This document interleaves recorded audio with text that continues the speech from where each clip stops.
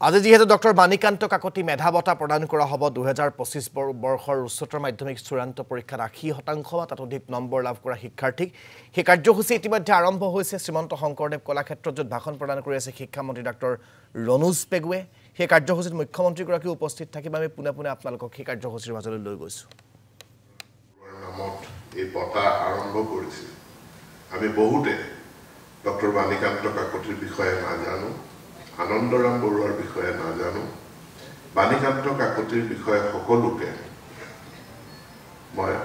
অলপ হলেও অধ্যয়ন কৰি তেখেতৰ জীৱনৰ সংগ্ৰাম আৰু অসমৰ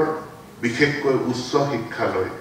বাণীকান্ত কাকতি দেৱৰ যি অৱদান আছে সেই অৱদানখিনি আমি সকলোৱে জনাটো প্ৰয়োজন আজি এই দিনটোত এটা অসম চৰকাৰৰ ফ্লেগশ্বিপ স্কিম এই বাণীকান্ত কাকতি বঁটা দিয়াৰ প্ৰাক মুহূৰ্তত মই বাণীকান্ত কাকতি দেৱলৈ মোৰ শ্ৰদ্ধা জ্ঞাপন কৰিছো গুৱাহাটী বিশ্ববিদ্যালয় আৰু কটন মহাবিদ্যালয়ৰ তেখেত অধ্যক্ষ আছিল এই দুটা অসমৰ উচ্চ শিক্ষাৰ শীৰ্ষ অনুষ্ঠানলৈ বাণীকান্ত কাকতি দেৱে যি অৱদান আগবঢ়াইছে বঢ়াই থৈ গ'ল তাৰ আজি মই শ্ৰদ্ধাৰে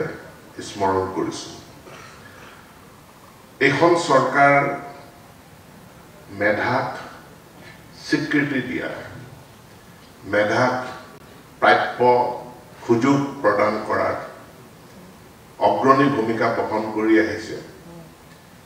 বিদ্যালয় মহাবিদ্যালয় উভয় শিক্ষাতে মেধাক যেনেকৈ গুৰুত্ব দিছে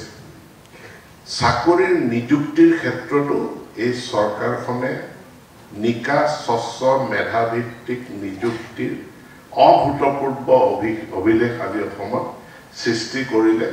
য'ত আমি 1.5 লাখ নিযুক্তিও সম্পূৰ্ণ কৰিবৰ কাৰণে সক্ষম হৈছো গতিকে মেধাৰ প্ৰতি স্বীকৃতি কেৱল বিদ্যালয়তে দিয়া হৈছে হেতু নহয় মহাবিদ্যালয়ত দিয়া হৈছে হেতু নহয় যে চাকৰিৰ নিযুক্তিৰ ক্ষেত্ৰতো এই মেধাক স্বীকৃতি দিয়া হৈছে কিন্তু মেধাক স্বীকৃতি দিয়াৰ সময়ত আপোনালোকক সোঁৱৰাই দিব বিচাৰো যে আমি এটা দৰ্শনত বিশ্বাস কৰোঁ সেই দৰ্শনটো হ'ল অন্ত্যোদয় দৰ্শন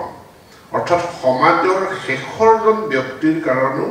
চিন্তা কৰাটো আমি আমাৰ দায়িত্ব আৰু কৰ্তব্য বুলি বিবেচনা কৰোঁ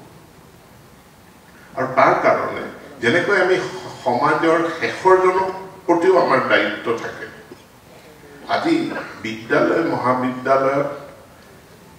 মেধাৰ তালিকাত শীৰ্ষত থকাজনক আমি যেনেকৈ স্বীকৃতি দিছো 80%ৰ ওপৰত পোৱাসকলক যেনেকৈ স্বীকৃতি দিছো ঠিক তেনেকৈ লাষ্ট বেঞ্চত থকাজনকো আমি পাহৰি যোৱা নাই আমি মেধাৰ তালিকাত শেষত থকা কিজনকো আমি পাহৰি যোৱা নাই আৰু তাৰ কাৰণে তেওঁলোকৰ কাৰণে আজি নিযুত মইনাৰ নিচিনা আঁচনি চৰকাৰখনে গ্ৰহণ কৰিবলৈ সক্ষম হৈছে আমি নিৰন্তৰভাৱে কৰ্মৰত হৈ আছো যে অসমত উচ্চ শিক্ষাৰ ক্ষেত্ৰখনৰ পৰিসৰ বৃদ্ধি হ'ব লাগে সীমিত কেইটামান মেডিকেল কলেজৰ সিট আছিল সীমিত কেইটামান ইঞ্জিনিয়াৰিং কলেজৰ সিট আছিল সৰ্বভাৰতীয় মানদণ্ডৰ উচ্চ শিক্ষাৰ সুযোগ সুবিধা অসমত নাছিল এতিয়া আমি নিৰন্তৰভাৱে কৰা চেষ্টাৰ ফলস্বৰূপে আজি IIT গুৱাহাটী বিশ্বত জিলিকিছে IIT অসমত এতিয়া প্ৰতিষ্ঠা হ'বলৈ গৈ আছে আজিম প্ৰেমজী ইউনিভাৰ্চিটি গুৱাহাটীত প্ৰতিষ্ঠা হ'বলৈ গৈ আছে প্ৰতিখন জিলাত নহলেও দুখন জিলাৰ মাজত অন্তৰত এখনকৈ নতুন বিশ্ববিদ্যালয় স্থাপন হৈছে আৰু অসমৰ মহাবিদ্যালয়সমূহৰো শিক্ষাৰ মান আমি উন্নত কৰাৰ কাৰণে আমি প্ৰচেষ্টা চলাই আছো